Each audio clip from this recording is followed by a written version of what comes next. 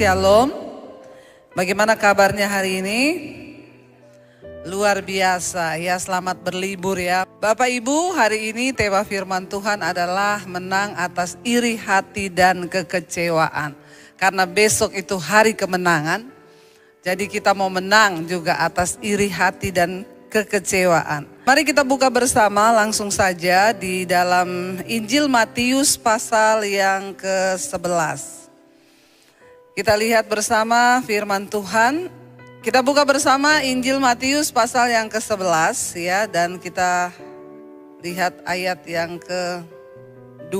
Di sini tentang Yohanes Pembaptis ya, dan Yesus dan Yohanes Pembaptis. Baca bersama ayat yang kedua. Di dalam penjara Yohanes mendengar tentang pekerjaan Kristus, ayat 3. Lalu menyuruh murid-muridnya bertanya kepadanya, "Engkaukah yang akan datang itu atau haruskah kami menantikan yang lain?" Ayat 4. Yesus menjawab mereka, "Pergilah dan katakanlah kepada Yohanes apa yang kamu dengar dan kamu lihat." Ayat 5. Orang buta melihat, orang lumpuh berjalan, orang kusta menjadi tahir, orang tuli mendengar, orang mati dibangkitkan, dan kepada orang miskin diberitakan kabar baik. Ayat 6. Dan berbahagialah orang yang tidak menjadi kecewa dan menolak aku. 7. Setelah murid-murid Yohanes pergi, mulailah Yesus berbicara kepada orang banyak itu tentang Yohanes. "Untuk apakah kamu pergi ke padang gurun melihat bulu yang digoyahkan angin kian kemari?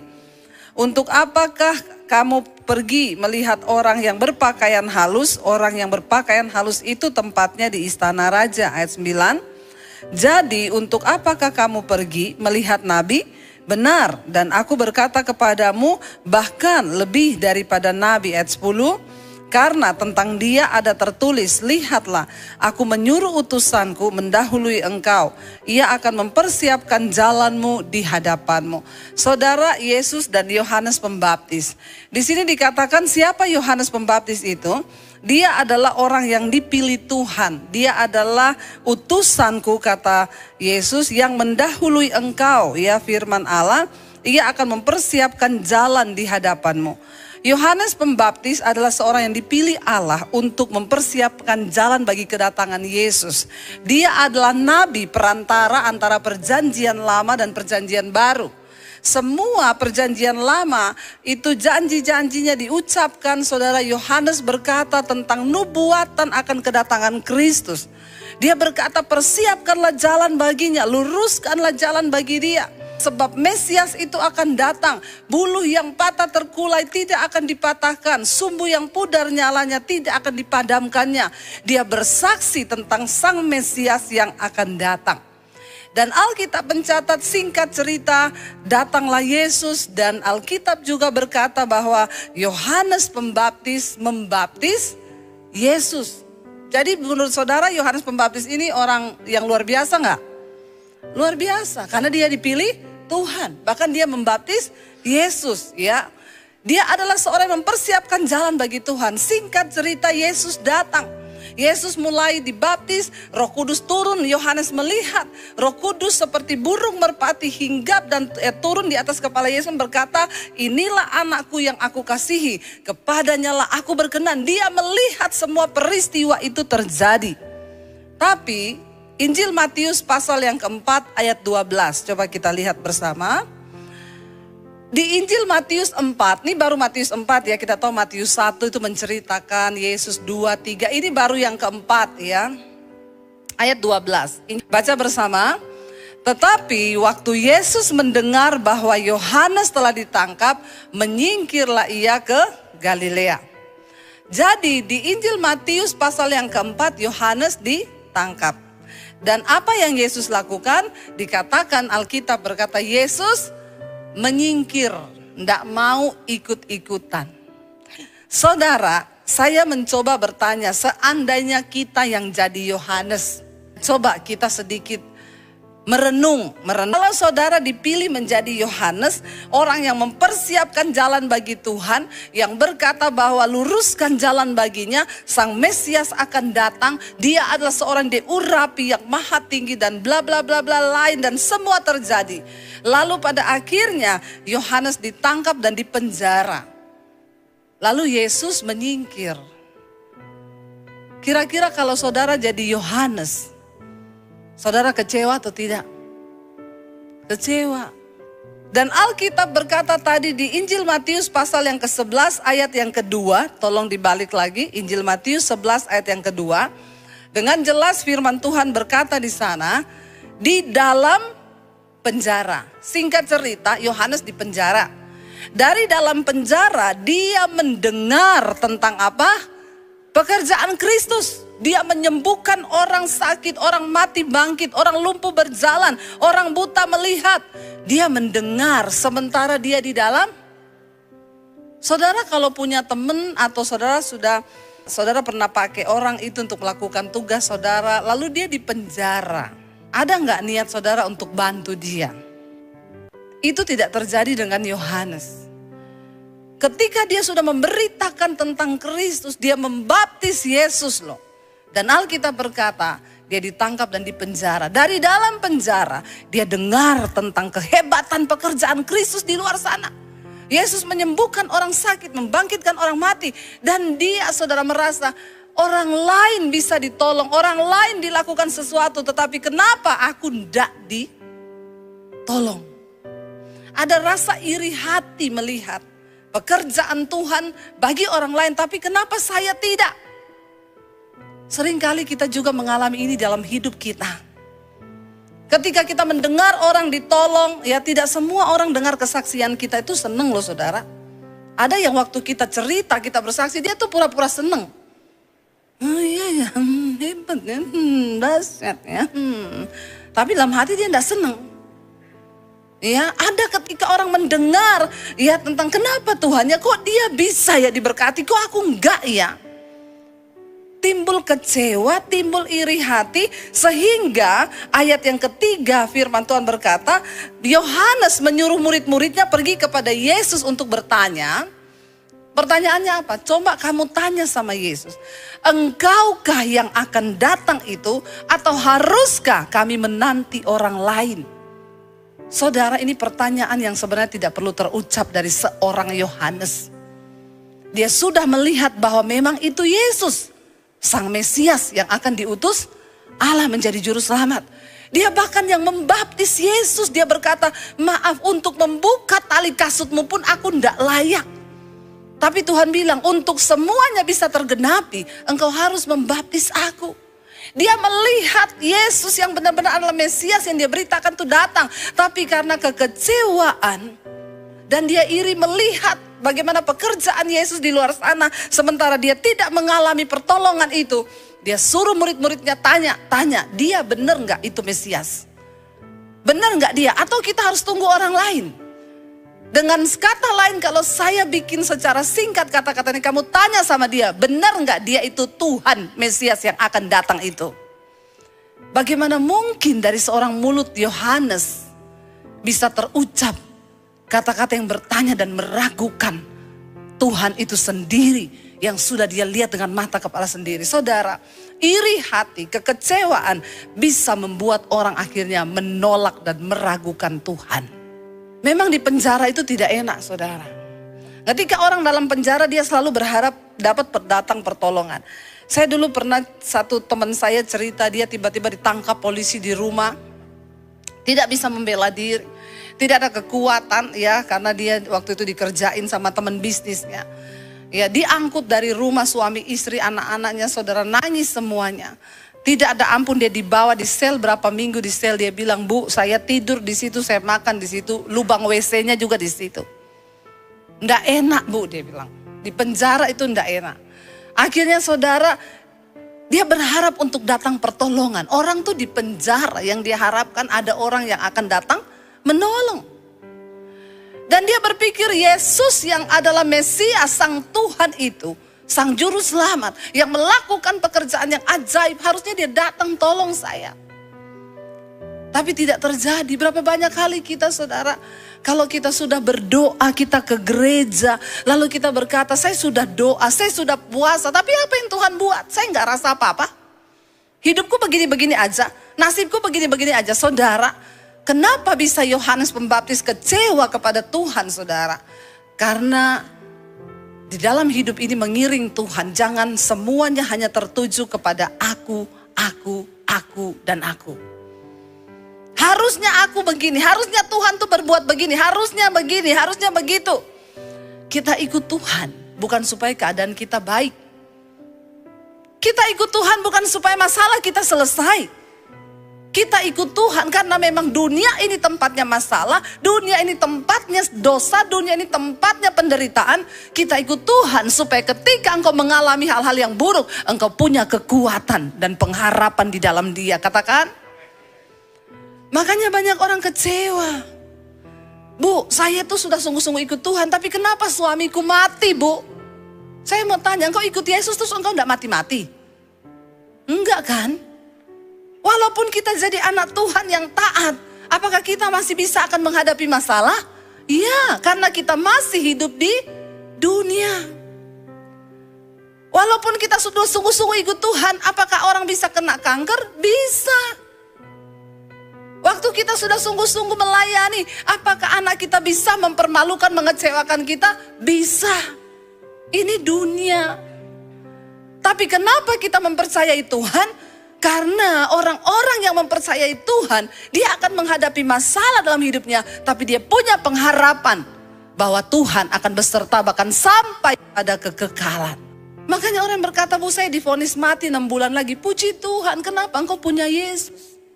Sekalipun engkau tidak disembuhkan, engkau sudah punya Tuhan. Ada jaminan keselamatan sampai pada kekekalan. Tidak semua harus disembuhkan, tapi Tuhan menjamin masa depan dan hidup kita sampai pada kekekalan. Itu yang terpenting Bapak Ibu. Tapi banyak orang Kristen tuh salah mengikut Tuhan. Dia pikir kalau dia ikut Tuhan, pokoknya aku yang aku turuti, yang aku mau, yang aku ingin. Semua terjadi sesuai yang aku mau.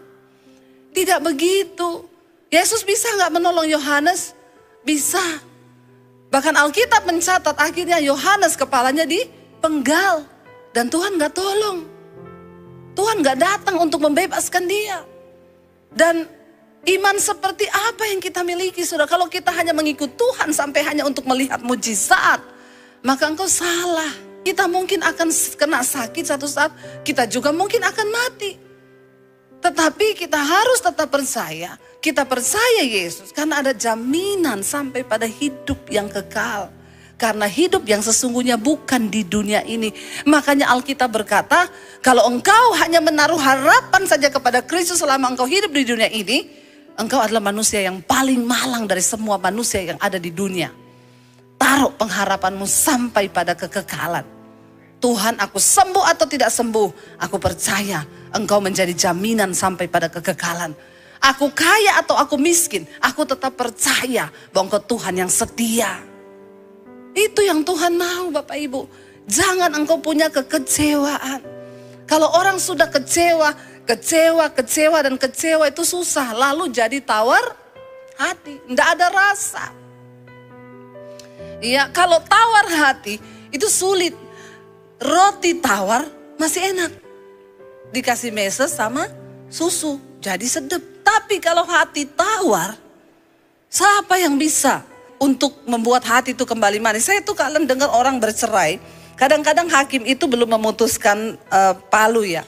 Dia akan bilang, Bapak Ibu saya kasih waktu 1 bulan, coba merenung dulu. Coba bernegosiasi dulu, coba pulang dulu, jangan terburu-buru, ingat yang manis-manis. Coba ingat dulu pertama kali kamu jatuh cinta. Ingat dulu pertama kali kamu ketemu. Ingat waktu kamu lirik-lirikan. Ingat waktu kamu jatuh cinta. 1 bulan saya kasih kamu waktu. Berpikir lagi baik-baik. Kalau hatinya kecewanya masih di tahap yang sedikit. Masih bisa akhirnya lewat hamba Tuhan. Atau apalagi mereka melibatkan Tuhan, bisa. Tapi kalau sudah banyak kecewa. Hakim kasih waktu 1 bulan. Cuma 1 minggu dia telepon hakim. Pak Hakim cepat ketok palu cerai. Jangankan 1 bulan, 1 minggu kami sudah mau saling bunuh ini. Kenapa? Karena hatinya penuh kekecewaan. Karena orang itu kalau kecewa sudah pasti menolak. Ya, jangan engkau kecewa sama manusia, apalagi kepada Tuhan. Jangan kecewa Bapak Ibu. Dia suruh tanya, lalu Yesus menjawab begini kepada murid-muridnya. Jawab Yesus ya. Yesus menjawab mereka, pergilah ayat 4 dan katakan kepada Yohanes apa yang kamu dengar dan kamu lihat. Cerita aja apa yang kamu dengar, yang kamu lihat. Apa yang harus kamu sampaikan kepada Yohanes? Dia nggak perlu tanya kamu Mesias atau bukan. Cerita aja. Orang buta melihat, orang lumpuh berjalan, orang kusta menjadi tahir, orang tuli mendengar, orang mati dibangkitkan, dan kepada orang miskin diberitakan kabar baik. Ini adalah hal-hal yang juga diberitakan Yohanes ketika dia menyatakan bahwa Sang Mesias akan datang. Dia akan membawa sebuah pengharapan yang baru, kata Yohanes. Tapi ketika dia kecewa, dia menjadi tidak percaya. Lalu Yesus berkata kepada mereka, dan tolong sampaikan kepada Yohanes ayat 6. Dan bilang kepada Yohanes, berbahagialah orang yang tidak menjadi kecewa dan menolak aku. Dia bilang sama Yohanes, berbahagia orang yang tidak menjadi kecewa dan menolak aku. Karena orang yang kecewa sudah pasti nanti akan menolak. Dan ayat 7 berkata, setelah murid-murid Yohanes pergi, mulailah Yesus berbicara kepada mereka. Dia ceritakan Yohanes adalah seorang yang besar. Dia dipakai sebagai utusan Allah. Dia adalah seorang nabi antara perjanjian lama dan perjanjian baru, yang menyatakan bahwa nubuatan itu akan digenapi. Tapi apa yang terjadi saudara? Kekecewaan meliputi hatinya. Bapak Ibu, kita harus berdamai. Dan jangan biarkan rasa kecewa itu selalu ada dalam hidup kita. Kemarin berapa malam yang lalu saya bacakan seorang ibu cerita, Bu, saya mau bersaksi.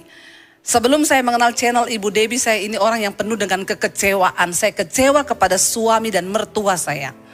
Saya tidak bisa mengampuni mereka, hati saya sudah kecewa.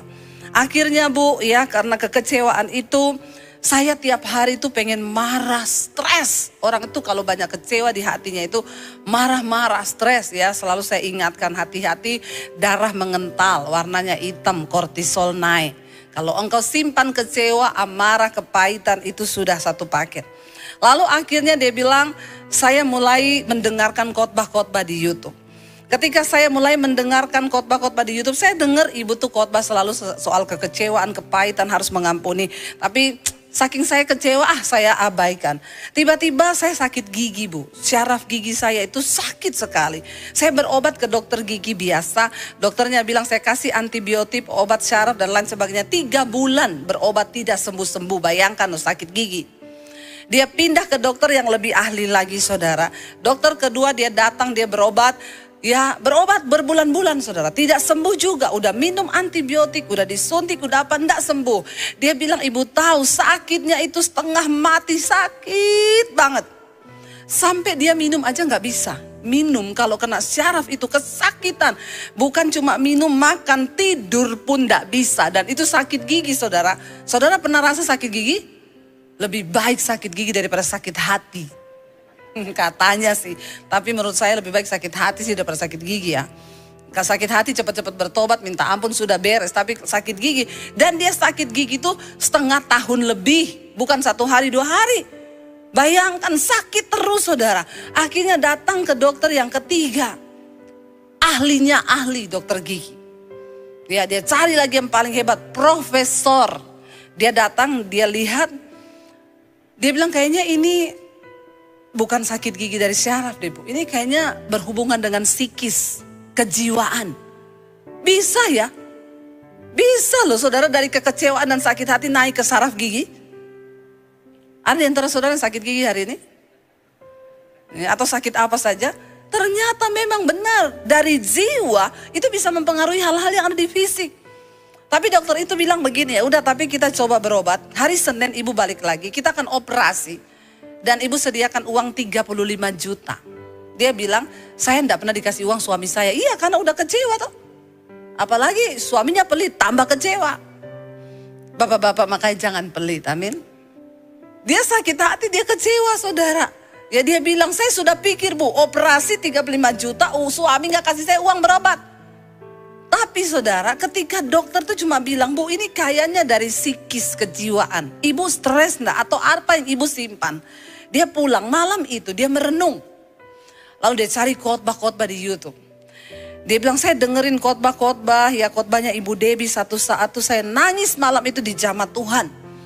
Saya nangis semalam-malaman tidak berhenti, Bu. Saya minta ampun sama Tuhan dan saya mulai belajar melepaskan pengampunan. Membuang kekecewaan di hati terhadap mertua dan suami saya. Saya kecapean nangis semalaman, saya ketiduran. Waktu saya bangun, saya rasa, kenapa gigi saya sembuh? Bener loh Bapak Ibu. Yang nggak tepuk tangan ini nggak percaya. Awas loh kalau Anda sakit gigi ya. Baru Anda mengalami, hati-hati. Dia bilang dia kaget bangun. Kenapa gigi saya udah gak sakit? Padahal dia tuh lagi menunggu hari Senin tinggal berapa hari lagi. Dia udah pikir keluar uang 35 juta. Dia akan dioperasi, diobok-obok. Tapi ketika dia lepaskan pengampunan.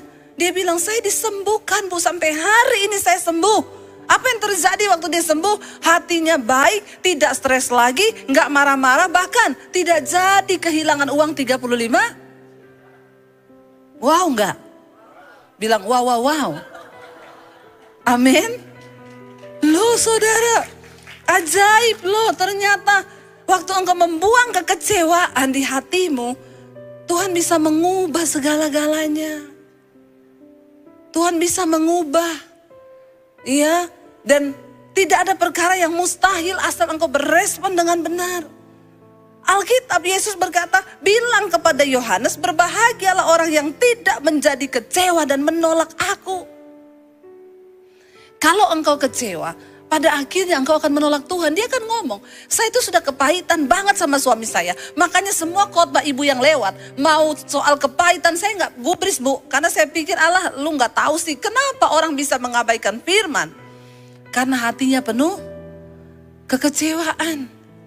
Makanya jangan coba-coba kecewa, suruh buang kekecewaan. Saya kemarin pelayanan ya di satu tempat, saya pelayanan di Mabes, saya ketemu dengan seorang pejabat di situ. Dan dia cerita Bapak Ibu. Dia cerita bagaimana dia mengalami pertobatan dengan Tuhan. 2019 dia bertobat di jamaah Tuhan. Dia cerita, kenapa? Awalnya tiba-tiba berat badannya drop, turun 10 kilo. Dalam waktu yang singkat turun 10 kilo. Dia tahu ini nggak benar. Periksa ke dokter, dokter memvonis dia kena penyakit yang mematikan dan engkau akan segera mati. Lalu Bapak Ibu dia akhirnya dokter vonis dia akan mati.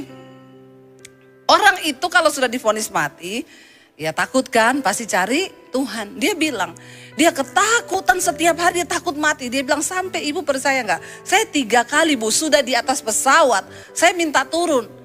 Bahkan pesawat itu sudah mulai jalan, saya suruh stop Bu. Saya suruh stop, balik, mundur, saya turun karena saya ketakutan luar biasa, saya takut mati. Lalu satu saat dia bilang, ini sudah tidak benar Tuhan. Aku bakalan mati memang, cuma kenapa hatiku tersiksa, pokoknya hidupnya itu nggak sejahtera. Pejabat lo punya uang. Akhirnya dia tanya sama Tuhan, Tuhan beri aku kesempatan untuk aku bisa hidup. Kasih aku kesempatan hidup. Dia bilang, saya dengar suara Tuhan tuh jelas di telinga saya ngomong begini Bu. Aku akan memberi engkau kesempatan hidup. Dan kalau aku beri engkau kesempatan hidup, engkau mau pakai untuk bersinah, untuk selingkuh, untuk melakukan semua kejahatan. Untuk itu engkau minta diperpanjang hidup. Dia nangis saat itu, dia berlutut sama Tuhan. Dia bilang, tidak Tuhan. Kalau engkau perpanjang umurku, aku akan menceritakan tentang perbuatanmu yang ajaib. Dan kalau engkau tahu aku akan melakukan persinahan lagi, lebih baik engkau cabut nyawaku. Itu Tuhan, komitmenku dengan engkau. Lalu dia tanya sama Tuhan, bagaimana cara aku memulai pertobatan ini? Dan Tuhan ngomong sama dia jelas, kamu mau sungguh-sungguh bertobat? Iya. Kamu mau mulai dari mana? Iya. Ceritakan semua dosamu kepada istrimu. Bapak-bapak langsung tegang, tatap mata saya. Langsung tegang semua, berubah mukanya. Dalam hatinya dia bilang, saya sih memang akan mati Tuhan. Tapi kalau cerita ke istri bisa dipercepat kematian saya. Yang ada tadinya jantung normal langsung pasang ring 5. Tapi Tuhan bicara itu sama dia. Lalu dia berdoa, dia bilang, Tuhan aku tahu dunia kiamat perang akan terjadi. Kalau aku cerita semua dosaku sama istriku. Tapi aku tidak punya pilihan karena aku akan mati.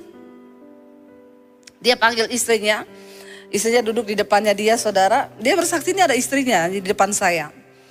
Dia cerita, saya mau pengakuan dosa sama kamu. Ya beda ya, bapak-bapak itu berhenti selingkuh karena ketahuan sama ngaku sendiri, itu beda. Ada yang berhenti kenapa? Ketahuan. Itu nggak sungguh-sungguh pertobatannya, itu cuma karena ketahuan. Tapi ini ngaku, dia cerita, 21 tahun kita menikah, saya mau cerita sama kamu semua dosa saya. Dia cerita, di apartemen ini ada, di situ ada, di sini ada, di situ ada. Dia bawa istrinya naik mobil keliling, ini loh apartemennya, ini loh rumahnya, ini loh tempatnya, ini loh, ini loh, ini loh. Istrinya syok dan kaget. Istrinya bilang sama saya, Bu, saya tahu suami saya bukan orang baik. Tapi saya tidak menyangka kelakuannya sebejat itu. Ternyata yang dia lakukan tuh jauh dari apa yang saya pikirkan, Bu. Dia bilang, akhirnya Bu, saya plong. Istri saya tiap hari matanya bengkak, nangis tiap hari, tidak bisa makan, tidak bisa tidur. 2 tahun. Kenapa? Hatinya kecewa. Kecewa. Dia bilang, kita menikah 21 tahun dan ternyata perbuatanmu seperti itu. Suaminya bilang, aku akan mati.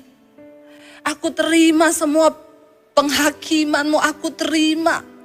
Ngomong aja, pokoknya aku tuh akan mati, aku minta maaf. Tapi kenapa istrinya bisa sembuh, saudara? Termasuk cepat, 2 tahun tuh sembuh. Karena dia melihat ada buah pertobatan yang dihasilkan oleh suaminya. Dia bilang, Bu, suami saya tiap pagi bangun berdoa. Dengerin khotbah, baca Alkitab. Ya itu khotbahnya Bu Dewi bisa 6-7 kali sehari dia dengar. Di kantor dia dengar khotbah, di rumah dia dengar khotbah. Dulu tengah malam ditelepon istrinya. Di mana? Masih dinas, belum pulang. Iya, masih kerja. Nggak usah cari-cari, tutup aja teleponnya. Sekarang Bu, jam 4 udah di rumah. Istrinya bilang, kok udah pulang? Bingung nggak? Bingung. Ada perubahan yang terjadi. Jadi ibu-ibu, kalau suamimu bilang dia sudah bertobat tapi kelakuannya belum berubah itu belum bertobat dan percaya.